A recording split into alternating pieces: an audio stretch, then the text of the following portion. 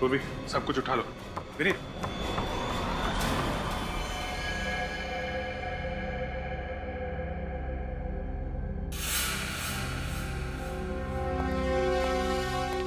Sir Piyush तो यहाँ मरा पड़ा है। लगता है इसने जहर पिया। My God. सर हमें तो लग रहा था यही सबको मार रहा है, फिर इस पीयूष को किसने मार दिया? इसका मतलब इसके साथ कोई और आदमी भी मिला हुआ था क्या? सर ये देखिए, इसके जेब में से ये चिट्ठी है सर। क्या क्या लिखा है? मैंने ही विशाल का खून करवाया और चेतन पर हमला भी करवाया। नफरत करता था मैं अपने दोस्तों से। कॉलेज के दिनों से चेतन, विशाल, धीरज मुझे परेशान करते थे और बिजनेस पार्टनर बन जाने के बाद भी मुझे मेरा हक नहीं देते थे। इसलिए गुस्से में आकर मैंने उनसे बदला लेने की ठानी। मगर सीआईडी को मेरे बारे में पता चल गया, इसलिए मैं अपनी जान दे रहा हूं। पीयूष, अजीब बात है सर। जब गुनहगार को पता होता है कि एक ना एक दिन वो पकड़ा ही जाएगा, फिर गुनाह करता ही क्यों है? और इसने तो सीआईडी के डर से खुदकुशी कर ली। बात कुछ हजम नहीं हो रही है विनीत। ये आदमी अपने दोस्तों से बदला लेना चाहता था। इतनी लंबी प्लानिंग की उसने बदला लेने के लिए, और अभी इसका बदला पूरा भी नहीं हुआ। डर के मारे आत्महत्या करेगा क्या? सर, इसके हाथ और पैर पर ये निशान देखिए। रस्सी के बांधने का निशान। पीयूष को बांध के रखा था। लगता तो है सर, लेकिन जब ये ब्यूरो आया था तब तो कोई निशान नहीं था। और ये निशान काफी गहरे हैं। लगता है काफी दिनों से बांध कर रखा गया था इसे। पीयूष को बांध के भी रखा गया था और पीयूष ब्यूरो में भी। अब कुछ समझ में आ रहा है।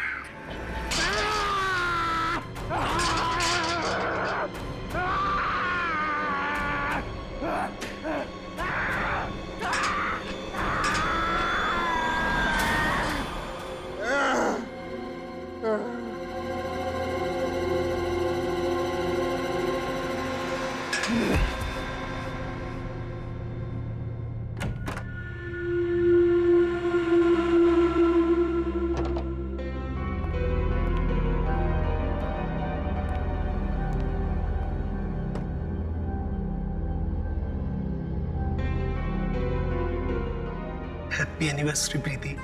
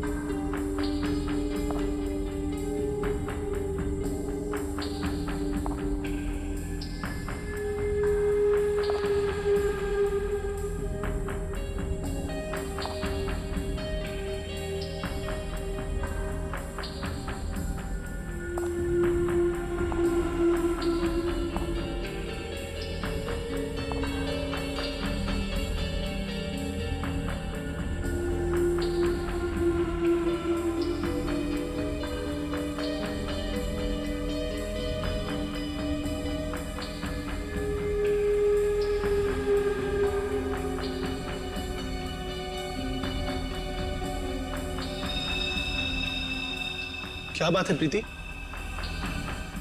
तुम ठीक तो हो ना?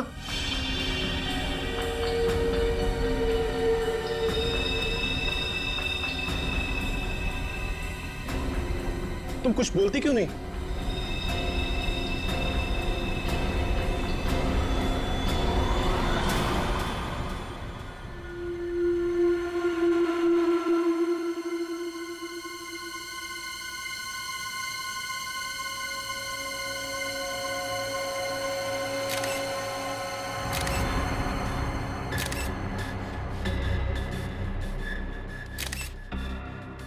3, 4, 5, 6, 7 7 बार चाकू से घुपा गया इस विशाल को। एक पत्नी अपने पति को इतनी बेरहमी से मारेगी, वो भी शादी के सालगिरह के दिन, यकीन ही नहीं हो रहा है। हाँ सर, इसकी लाश को देखकर लग रहा है इसकी पत्नी बहुत नफरत करती होगी इससे।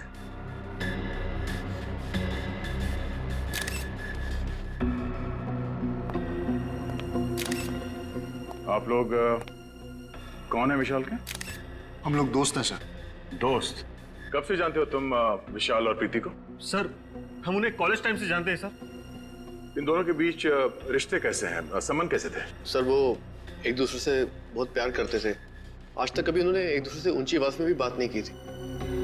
अच्छा, तो आज ऐसी क्या बात हो गई कि प्रीति ने विशाल को इतनी बेरहमी से मारा? कुछ समझ में नहीं आ रहा है सर। प्रीति ऐसा कैसे कर सकती है? सर विशाल आज सुबह बहुत खुश था।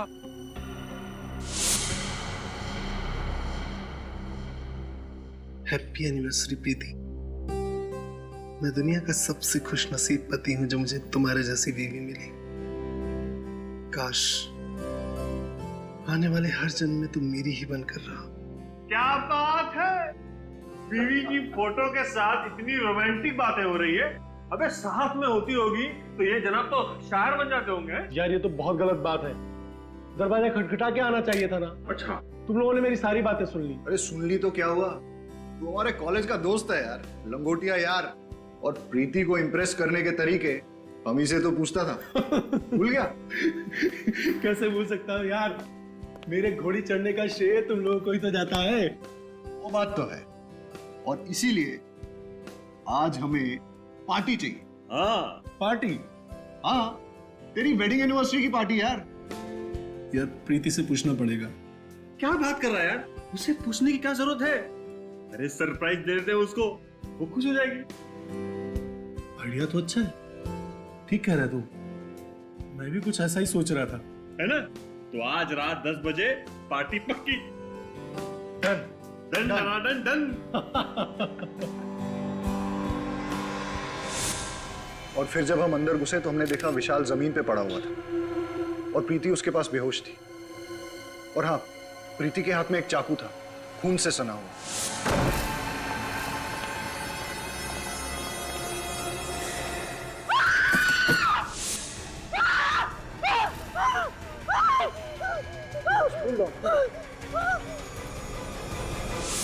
अच्छा, विशाल ने पिछले कुछ दिनों में प्रीति के बर्ताव के बारे में कुछ कहा कि वो किसी बात को लेकर टेंशन में थी या विशाल से किसी कारण वो परेशान थी? नहीं सर, विशाल ने कभी ऐसा कुछ नहीं कहा। हाँ सर, लेकिन वो ये कह रहा था कि आजकल वो प्रीति को टाइम नहीं दे पा रहा था। एक्चुअली काम में बहुत बिजी था। आखिरी बार आपने कब बात की प्रीति से? आज शाम को ही बात की थी मैंने उससे। वो बहुत खुश थी, बहुत ही खुश।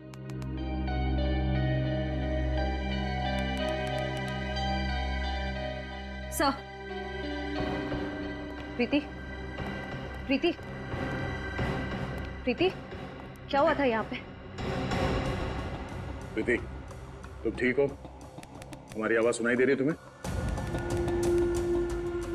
सर लगता है सदमे में है। सर, कहीं ये एक्टिंग तो नहीं कर रही है सदमा लगने की? श्रेया, काम करो, इसे ब्यूरो लेके चलो। विनीत, आसपास लोगों से पता करो कि प्रीति और विशाल के बीच में संबंध कैसे थे। अफेड़ी, इनके दोस्तों का नाम और एड्रेस ले लो और इनसे बोलना कि जब तक ये केस सॉल्व नहीं हो जाता कोई भी शहर छोड़ के बाहर नहीं जाएगा। सर ये प्रीति तो कुछ बोलने को तैयार ही नहीं। लगता है अपने पति की मौत का गहरा सदमा लगा उसे। सदमा कैसा सर? इसने अपने ही हाथों से अपने पति विशाल का खून किया है। हाँ सचिन, पर कुछ तो है जो इसे बाकी के खूनियों से अलग करता है। विशाल के खून के बाद इसने भागने की कोशिश नहीं की और ना ही कोई बहाना बनाया। विशाल की मौत के बाद से लेके अब तक इसके जुबान से एक शब्द तक नहीं निकला। पानी का एक घूंट तक नहीं पिया इसने। पता नहीं इसके दिमाग में क्या चल रहा है। क्या बात है भाई, बड़ी टेंशन में तुम लोग? टेंशन की बात है सर। क्यों टेंशन क्या है? ये केस तो बड़ा आसान था यार। खूनी अपने आप पकड़ा गया, भाग दौड़ करने की जरूरत ही नहीं पड़ी तुमको। सर, जब तक खूनी अपना गुनाह मान न ले, हम चैन की सांस नहीं ले सकते। और ये प्रीति, ये तो कुछ बोलने को तैयार नहीं है। बहरहाल भाई, प्रीति कुछ बोले या ना बोले, लेकिन मैं आप लोगों को एक बात बोलता हूँ, प्रीति के दिल में अपने हस्बैंड के लिए सख्त नफरत थी। नफरत? पर सर, इनके दोस्तों ने तो कहा कि ये लोग एक दूसरे से बहुत प्यार करते थे। लव मैरिज थी इनकी।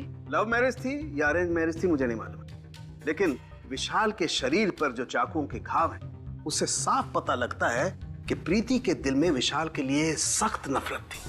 जगह जगह पर चाकू से वार किए गए। मुझे तो लगता है कि विशाल के मर जाने के बाद भी प्रीति उसे चाकू मारती रही। इतनी नफरत? प्रीति, तुमने विशाल का खून क्यों किया? हाँ? क्या वो तुम्हें मारता पीटता था, दहेज के लिए परेशान करता था, या किसी और से प्यार करता था? बताओ प्रीति, तुम्हें जवाब देना होगा। ऐसी क्या बात थी जिसकी वजह से तुम उससे इतना नफरत करती थी? नफरत नहीं, प्यार करती थी मैं विशाल से, और अब भी करती हूँ। विशाल की मौत के बाद जो खोया वो आप लोग नहीं समझो, और वैसे भी विशाल के जाने के बाद मेरी जिंदगी का कोई मतलब नहीं। अगर तुम इतना प्यार करते थे विशाल से, तो फिर उसे मारा क्यों? क्या फायदा, वैसे भी आप लोग सीआईडी वाले मेरी बात का कहाँ विश्वास करेंगे? विश्वास करना है या नहीं, वो हम पे छोड़ दो। पहले बताओ कि तुमने विशाल को क्यों मारा? मुझे नहीं पता उस दिन क्या हुआ। मुझे विशाल पर बहुत गुस्सा है और मैंने बिना सोचे समझे उसे मार डाला। कोई किसी को बेवजह 7-7 बार चाकू नहीं मारता प्रीति। मैंने कहा था आप लोग मेरी बात का भरोसा नहीं करेंगे, और वैसे भी मुझे कुछ नहीं कहना। चढ़ा दीजिए मुझे फांसी पर, मुझे नहीं जीना। चढ़ा दीजिए मुझे फांसी पर, मैं विशाल के बिना नहीं जी सकती। दया, मुझे लगता है इस लड़की के साथ कुछ प्रॉब्लम है। कैसी प्रॉब्लम सर? यार वो तो समझ में नहीं आ रहा है, लेकिन मुझे लगता है कत्ल करते वक्त इस लड़की का दिमाग इसके काबू में नहीं था। सर, कत्ल करते वक्त तो किसी भी खूनी का दिमाग काबू में नहीं रहता। मुझे तो लगता है ये लड़की झूठ बोल रही है।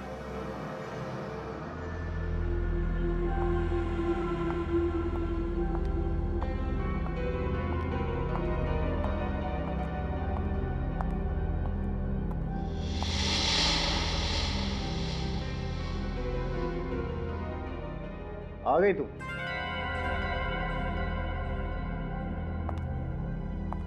फोन भी नहीं उठा रही। मुक्ता, कहां रह गई थी तू? कब से इंतजार कर रहा हूं। क्या हुआ? सब ठीक तो है ना? ओ, समझ गया। लगता है इस बार तुमने फिर से क्रेडिट कार्ड की लिमिट एक्सीड कर दी है ना? डोंट वरी, मैं कमादा किसके लिए हूं यार? तुम्हारे लिए। अभी बहुत लेट हो रहे हैं, चलते हैं, ठीक है?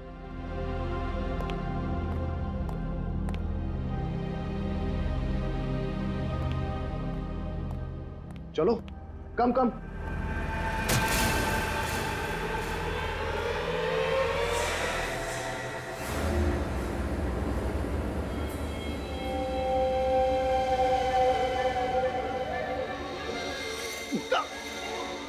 ये क्या किया तुमने?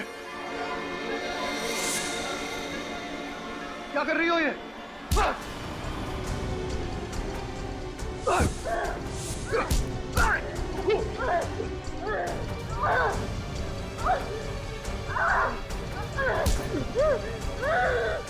पागल हो गई हो? आवाज छोड़ो मुझे!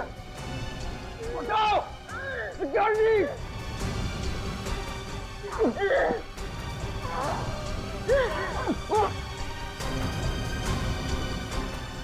छोड़ो! क्या कर रही हो ये?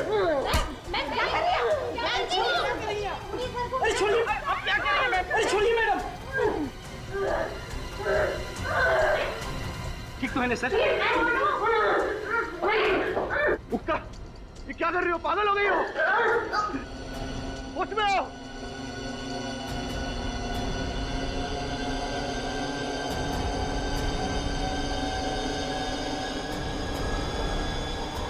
मुक्ता!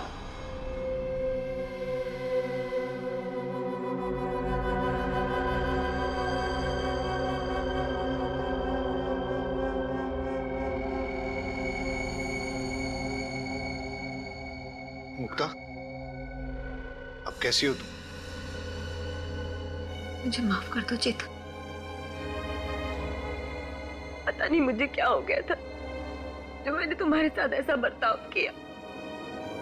इतनी चोट पहुंचाई है मैंने तुम्हें। अरे कोई चोट नहीं आई मुझे। देखो देखो, एकदम हट्टा कट्टा हूं मैं। हाँ, लेकिन मुक्ता आपने ऐसा किया क्यों? आपको ऐसे अचानक गुस्सा आने की वजह? मैं तो खुद हैरान हूँ, मुझे कभी गुस्सा आता ही नहीं है सर। और फिर बेवजह इतना ज्यादा गुस्सा कैसे आ गया मुझे कुछ समझ में नहीं आ रहा। मुक्ता ठीक कह रही है सर, मैंने इसे आज तक किसी से ऊंची आवाज में बात करते हुए नहीं देखा। गुस्सा होना तो बहुत दूर की बात है।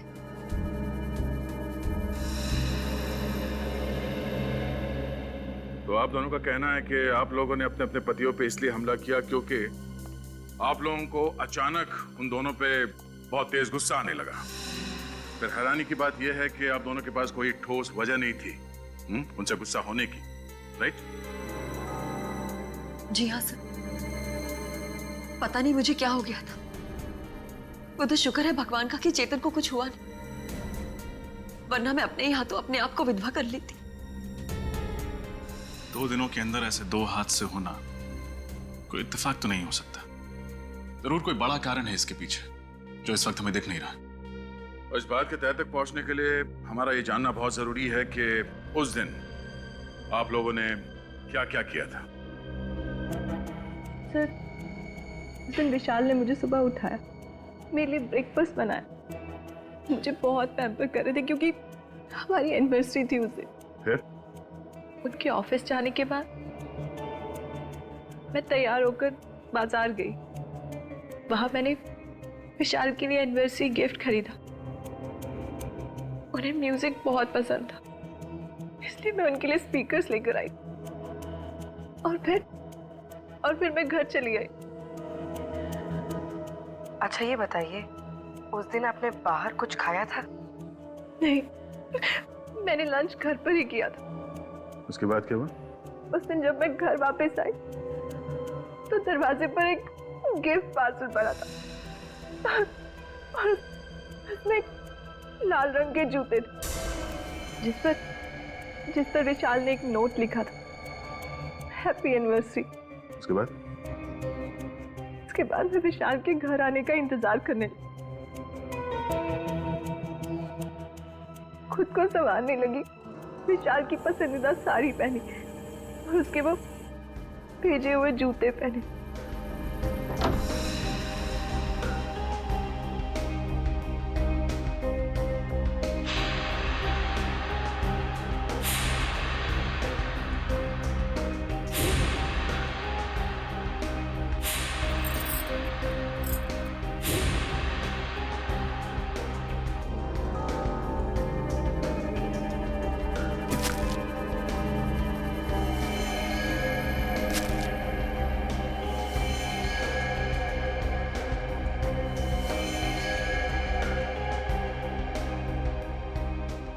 और जब वो घर लौटे तो मैं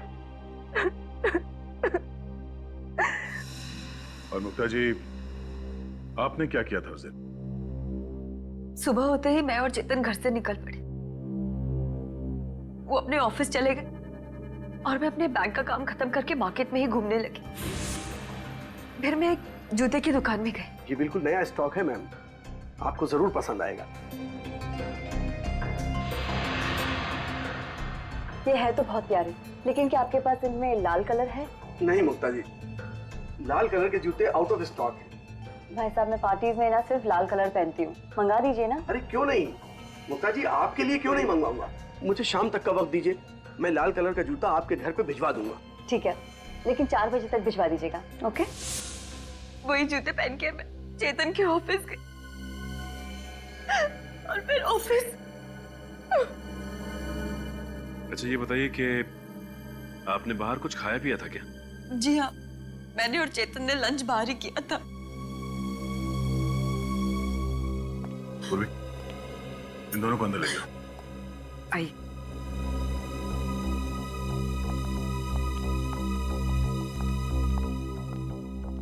आई।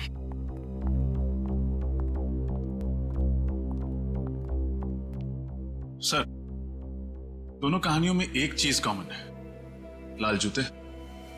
हाँ रजत, तो इन लाल जूते में ऐसी क्या बात हो सकती है? मगर सर, प्रीति को ये लाल जूते उसके पति ने गिफ्ट किए थे और मुक्ता को दुकानदार ने होम डिलीवरी की थी। हाँ विनीत, मगर ये लाल जूते ही हैं जो इन दोनों कहानियों को आपस में जोड़ती है।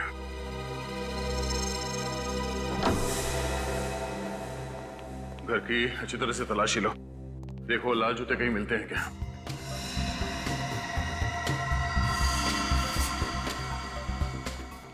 निखिल तुम अंदर चेक करो, मैं यहां देखता हूं।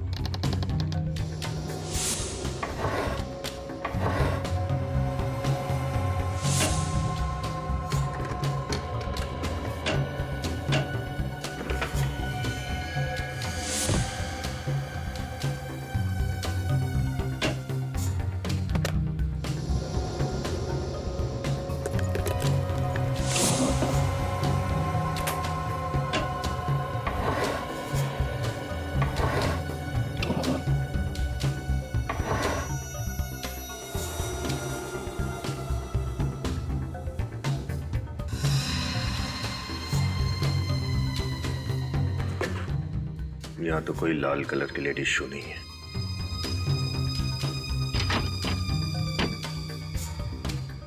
सर जूते अंदर नहीं है, यहां भी नहीं।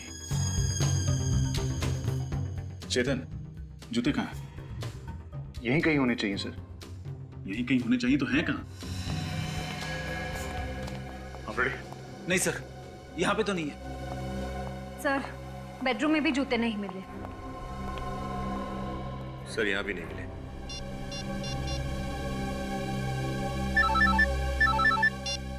हाँ बोलो।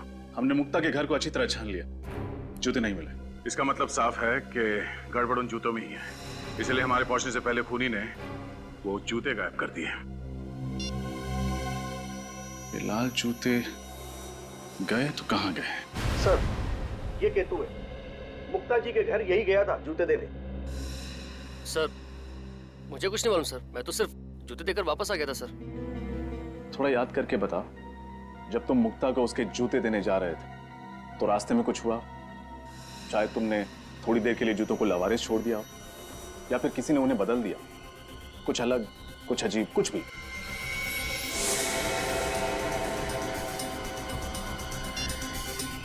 हेलो, हाँ सर, एड्रेस मिल ही नहीं रहा है, कौन सा पता देकर रखा है, मिल ही नहीं रहा है। अरे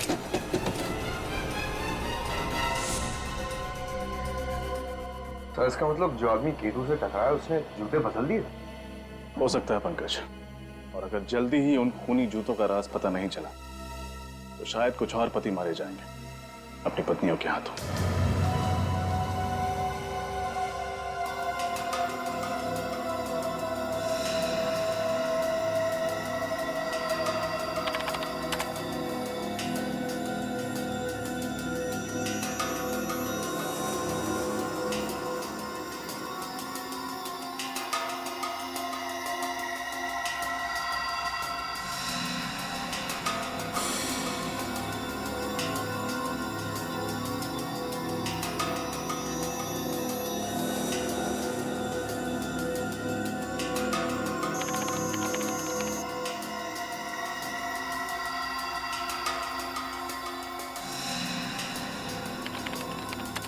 आप लोग आप उठ सकते हैं।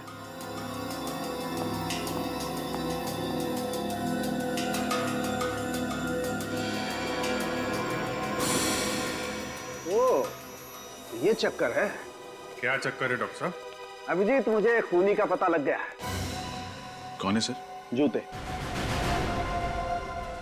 जूते? वही लाल जूते जो इन दोनों लड़कियों ने पहने हुए थे। डॉक्टर साहब, ये कैसे हो सकता है? रजत, उन जूतों में ऐसा कुछ खास था जिसकी वजह से जो भी उन जूतों को पहनता शायद खून करने लगता। मतलब सर, उन जूतों को अगर मैं पहनती तो मैं भी खून कर देती? शायद, चांसेस हैं। क्या बात कर रहे हैं डॉक्टर साहब? ऐसा क्या है उन जूतों में कि उन्हें पहन के एक आदमी खूनी बन जाएगा? मैं बताता हूँ। हाँ, ये देखो, इन दोनों के पैरों पर ये छोटा सा इंजेक्शन का निशान। इसका मतलब ये है कि इंजेक्शन के जरिए कोई ऐसा केमिकल इनके शरीर के अंदर गया है जिसकी वजह से इन लोगों ने ऐसा वायलेंट रिएक्ट किया है। और ये इंजेक्शन इन्हें तब लगा जब इन दोनों ने वो लाल जूते पहने थे। अगर जूतों में इंजेक्शन था तो हमें महसूस क्यों नहीं हुआ? मतलब हमें चुभता ना, हमें दर्द तो होता। अभिजीत, शायद इंजेक्शन के साथ साथ उसमें एनेस्थीसिया भी था, जिसकी वजह से इन दोनों के पैर सुन्न हो गए और इन्हें पता नहीं चला। तो बहुत बड़ी प्लानिंग की खूनी ने। लेकिन डॉक्टर साहब, ये इंजेक्शन था किस चीज का? हॉलीवुड क्रेडॉक। हॉलीवुड क्रेडॉक? हाँ सर। Oh my God. क्यों?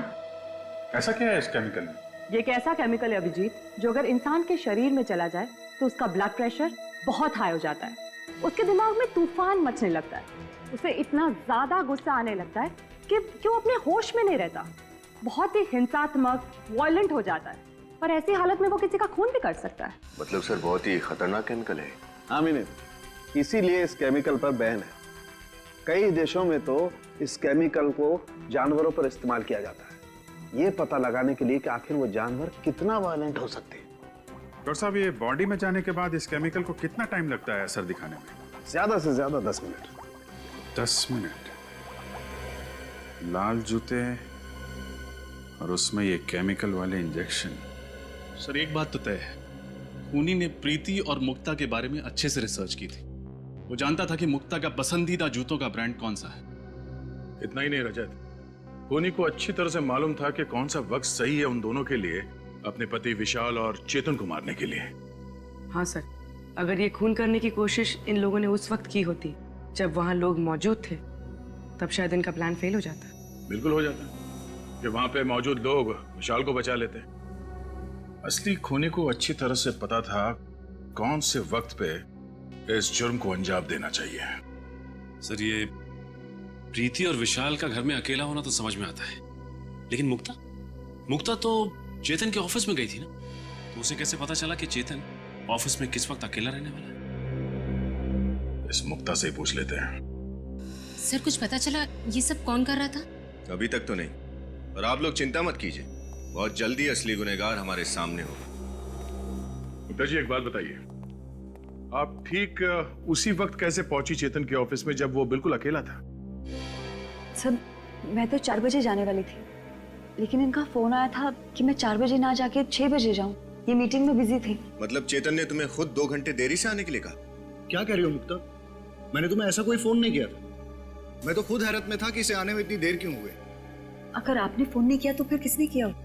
ये फोन कॉल आपके मोबाइल पे आया था? नहीं सर, मेरे लैंडलाइन पे आया था। सचिन, पता करो 24 तारीख दोपहर 4 बजे के आसपास इनके लैंडलाइन पे किसका फोन आया था। अच्छा, आपने कहा कि लाल जूतों को पहनने के बाद आपको अचानक गुस्सा आया। ये लाल जूते की डिलीवरी कब हुई थी आपके पास? सर, जूते की डिलीवरी उसके दिए हुए टाइम से बहुत लेट हो गई थी। मैं गाड़ी में बैठ के ऑफिस के लिए निकल ही रही थी, तब जूते वाला आया था। और वो जूता पहना कब आपने? इनके ऑफिस के नीचे सर, जूते चेंज करके ही मैं ऊपर गई थी। लेकिन सर, अगर खूनी चाहता था कि मुक्ता नए जूते पहनकर ऑफिस जाए, तो वो आखिरी मिनट तक इंतजार क्यों करता? मतलब ये भी तो हो सकता था कि मुक्ता नए जूतों को गाड़ी में ही रहने देती और पुराने जूतों में ही चेतन से मिलने चली जाती। हो सकता रजत, पर उस दिन ये दोनों पार्टी में जाने वाले थे, तो शायद मुक्ता कार में जूते पहन लेती, और खूनी के पास अच्छा मौका भी था चेतन को मारने का, है ना, क्योंकि ये दोनों अकेले थे। पता नहीं हम दोस्तों के पीछे कौन हाथ धो के पड़ गया। हमने तो किसी का कुछ भी नहीं बिगाड़ा। चेतन, दिमाग पर जरा जोर डालिए। कोई पुराना किस्सा याद आता है? कोई पुरानी दुश्मनी, छोटी ही सही, कोई भी नाम? आप लोगों पे किसी पे शक नहीं है? नहीं सर। सर, ये जुर्म तो एक उलझी हुई पहले की तरह होता जा रहा है। अगर इनका कोई दुश्मनी नहीं था, फिर कौन ऐसा होगा जो इतनी गहरी साजिश रचेगा इन दोनों को मारने के लिए? ये सब कुछ एक सोचा समझा हुआ प्लान है। खूनी ने ऐसा वापरा जैसे शतरंज के खिलाड़ी घोड़ों और ऊंट को वापरता है। हाँ सर, खूनी ने ये सब उन जूतों के जरिए किया है, उनमें इंजेक्शन फिट करके। इसका मतलब है वो जूते ऑर्डर दे के बनवाए गए थे, तभी तो सोल के नीचे इंजेक्शन रखने का जगह बना पाया वो। सर, फिर तो खूनी लेदर मार्केट भी गया होगा चमड़ा खरीदने। बिल्कुल गया होगा। उन सारी दुकानों में जाके पता करो जहाँ पे ये जूते बनते हैं या फिर उन्हें बनाने के सामान बेचे जाते हैं। सर उस नंबर का पता चल गया है सर। वो फोन चेतन ने नहीं बल्कि किसी अरुण कुमार ने किया था। अरुण कुमार? मुक्ता, आप किसी अरुण कुमार को जानती हैं? अरुण कुमार? नहीं सर, मैंने तो ऐसे किसी आदमी का नाम भी नहीं सुना। प्रीति तुम? मैं किसी अरुण को नहीं जानती। शायद विशाल जानता हो। अगर विशाल जानते किसी को तो मुझे जरूर बताते। हाँ अरुण कुमार, शायद एक अरुण था तो सही हमारे कॉलेज में, है ना? अरे नहीं, वो तो अरुण यशोधन था, अरुण कुमार नहीं। आप सब में से कोई भी अरुण कुमार को नहीं जानता, मगर वो आप सबको अच्छी तरह से जानता है। विशाल को क्यों मारा तुमने? मारा मतलब सर? विशाल? कौन विशाल सर? ये विशाल। अब कुछ याद आया? नहीं सर, इस आदमी को तो मैं पहली बार देख रहा हूँ। अच्छा, इसे तो जरूर पहचानते होगे। नहीं सर, अब ये कौन है? ये चेतन है। चेतन बन के उसकी वाइफ को फोन करते हो और कहते हो चेतन को ही नहीं पहचानते। कमाल है। सर मैं किसी और की वाइफ को क्यों फोन करूंगा सर? मेरी खुद की वाइफ है फोन करने के लिए। झूठ मत बोलो। फोन रिकॉर्ड से हमें पता चला है कि कल शाम 4 बजे तुमने ही मुक्ता को फोन किया था। मुक्ता? सर मैं इनमें से किसी को नहीं जानता। कौन है ये सब सर? और कल 4 बजे? हाँ सर, 1 मिनट।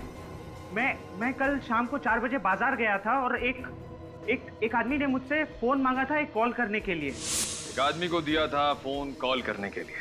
बड़ी अच्छी कहानी बना लेते हो। मैं कहानी नहीं बना रहा हूँ। आप खुद सोचिए, अगर मुझे जुर्म करना होता तो मैं खुद का फोन क्यों इस्तेमाल करता? किसी पीसी या किसी और फोन से कॉल नहीं कर सकता था क्या? उस आदमी की शक्ल याद है तुम्हें, जिसने तुमसे तुम्हारा फोन मांगा था? नहीं सर, थोड़ा जल्दी में था तो ज्यादा ध्यान नहीं दिया मैंने। ठीक है, अगर तुम्हारी ये कहानी झूठी निकली तो तुम अपने बच्चों को कहानी सुनाने लायक नहीं रहोगे।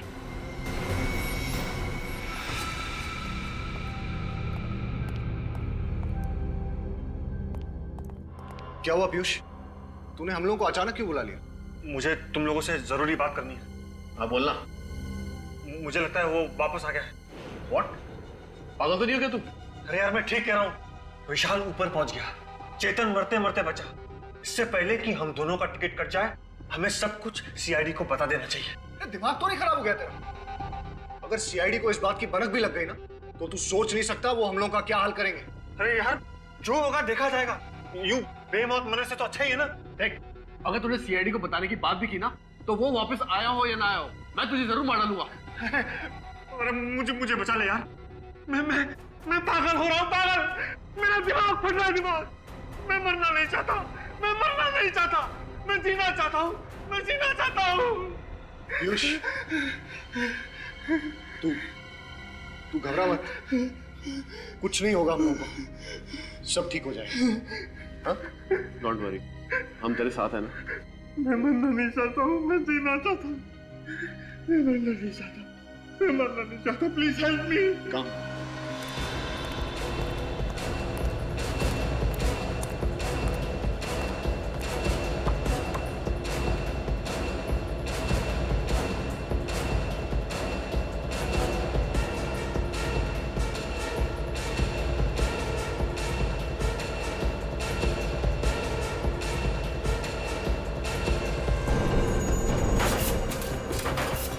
पिछले कुछ दिनों में आपके यहाँ कोई आदमी लाल रंग का चमड़ा खरीदने आया था लड़कियों के जूते बनवाने के लिए? ऐसा तो यहाँ कोई नहीं आया सर।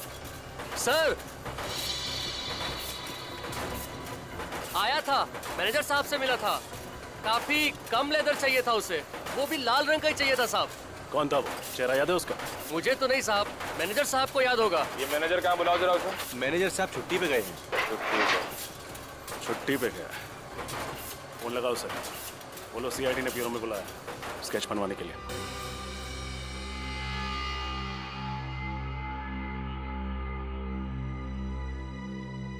पांडुरंग दगड़ू सराफ। अरे पूर्वी, अरे तो यार। अरे पूर्वी, अरे वेरी गुड, तुमने तो कमाल कर दिया भाई। Thank you very much, thank you very much, तुम कमाल हो यार। अरे सालों के साहब, ऐसी क्या बात हो गई जो खुशी से आपकी छाती फूल गई? यार तुम्हें पता नहीं, वो पूर्वी ने मुझे सलाह दी थी ना वो लेटर लिखने की। अरे भाई मैंने अपनी गर्लफ्रेंड को एक अच्छा सा लेटर लिखा, फूलों का गुलदस्ता भिजवाया और बस उसको गुस्सा तो गायब। क्या बात सर, ये तो बहुत ही अच्छी बात है, मुबारक हो सर। अरे भाई रहने दो, अपनी मुबारकबाद आप अपने पास रखिए, पहले भी झेल चुका हूँ यार मैं तुम्हें। अरे सर, गिफ्ट में कैंची दी आपने और गलती मेरी। यार ऐसे वक्त पे कैंची की याद दिलाना जरूरी है क्या यार? मैंने कहा था ना सर कि आपका लिखा हुआ खत पढ़ के वो खुश हो जाएगी। वेरी गुड पूरी, तुम कमाल हो। आइंदा से इस मामले में कोई टिप्स लेनी होगी ना बेटा, मैं सीधा तुम्हारे पास आऊंगा। यस। अरे डॉक्टर साहब, पूर्वी से क्यों, आप तो ये तालिका से भी ले सकते हैं और उसके लिए आपको यहाँ ब्यूरो में आने की जरूरत भी नहीं पड़ेगी। अरे नहीं था यार, तुम समझते नहीं हो यार, तारिका की इस मामले में जरा पसंद कमजोर है यार। डॉक्टर साहब, अभिजीत के बारे में अगर कुछ कहना है तो मेरे सामने तो प्लीज आप। अच्छा, बुरा लगा ना, बुरा लगा, कोई बात नहीं है यार। मैं भी अपना वक्त बर्बाद नहीं करना चाहता ये डिस्कस करके यार। अरे मेरे पास टाइम नहीं है, मुझे फेशियल कराने जाना है यार। फेशियल? और आप? क्यों? मैं फेशियल क्यों नहीं है? नहीं, बिल्कुल सर, करना चाहिए आपको, फेशियल करना चाहिए। हाँ, और आज तो जरूर करना चाहिए यार। बिल्कुल। यू नो डेटिंग है, डिनर पे जा रहा हूँ गर्लफ्रेंड के साथ यार। बहुत अच्छी बात है सर। उम्मीद करते हैं कि जब तक आप दोनों का डिनर खत्म हो जाता है तब तक हम लोग ये केस सॉल्व कर देंगे। यस यस, ऑफ कोर्स तुम केस सॉल्व करो, मैं डिनर सॉल्व करता हूँ। बाय पूर्वी, बाय। सर डॉक्टर साड़ू की भी कमाल क्या, उम्र 55 की, दिल बचपन का। अरे उनके सामने मत बोल देना, जीना हराम कर देंगे तुम्हारा। सर स्केच तैयार हो गया। गुड, देखे जरा। ओह, तो ये है वो चैंपियन। अब इस चैंपियन का अच्छा वक्त शुरू होगा। डॉक्टर साहब, मैं ठीक तो हो जाऊंगा ना? तुम बिल्कुल फिक्र मत करो, तुम जैसे पहले थे ठीक वैसे हो जाओगे। अब मैं इंजेक्शन लगा रहा हूं, तुम पलट जाओ।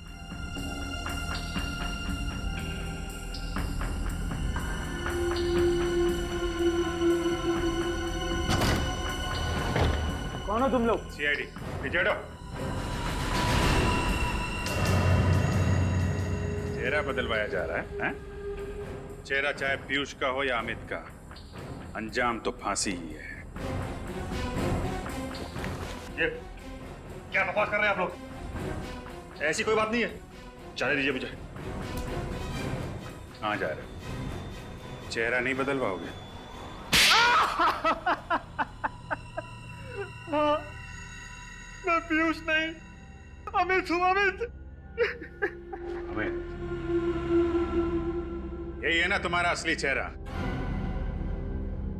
अब बताइए अमित जी, क्यों मारा अपने दोस्तों को तुमने, हैं? दोस्तों के नाम पे धब्बा थे वो लोग, धब्बा। क्यों? ऐसा क्या किया था उन लोगों ने तुम्हारे साथ? उनकी वजह से मैं खूनी बना। मैंने अपने हाथों से सपना की जान ले ली। कौन सपना? सपना मेरी प्रेमिका। कॉलेज के दिनों में हम एक दूसरे से बहुत प्यार करते थे। एक दिन सपना ने विशाल, पीयूष, चेतन और धीरज को एग्जाम पेपर चुराते हुए देख लिया। फिर उसने धमकी दी कि वो सब कुछ प्रिंसिपल को बता देगी। फिर इन चारों ने उसे मारने का प्लान बनाया। पर सपना तो तुम्हारी गर्लफ्रेंड थी, उनके कहने पे तुमने सपना का खून कर दिया, क्यों? क्योंकि उन चारों ने मुझसे झूठ कहा कि सपना मुझसे बेवफाई कर रही है। वो चारों अच्छी तरह से जानते थे कि मुझे मेरे गुस्से पर काबू नहीं रहता, इसीलिए बिना सच जाने मैंने सपना की जान ले ली। फिर जब तुम्हें सच का पता चला तो तुमने एक एक करके सबसे बदला लेना शुरू कर दिया। हाँ, और डॉक्टर साहब ने मेरी मदद की। इन्होंने मुझे पीयूष का चेहरा दिया, जिसका फायदा उठाकर मैंने अपने प्लान को अंजाम दिया और पीयूष को 1 साल तक कैद कर रखा। और मैं भी यही चाहता था कि इन चारों की मौत की वजह भी वही गुस्सा हो जिसकी वजह से मेरी सपना की मौत हुई थी। और इसीलिए इसीलिए मैंने जूतों में इंजेक्शन फिट किया। प्लान तो अच्छा बनाया था तुमने, लेकिन एक गलती कर दी। पीयूष के मोबाइल से आखिरी कॉल डॉक्टर साहब को कर दिया। सपना का खून किया तुमने। पश्चाताप के आंसू बहाने के बजाय अपने दोस्तों को भी मारा। तुम्हें तो फांसी ही होगी। और डॉक्टर साहब, आप पैसों की लालच में बिक गए। आपका और इनके बाकी दोस्तों का हिसाब तो अब अदालत ही करेगी।